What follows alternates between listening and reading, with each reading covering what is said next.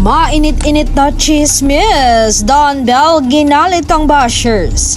Magkasama kasi ngayon ang magkasintahan. Yan ang chismis ng isang mosang.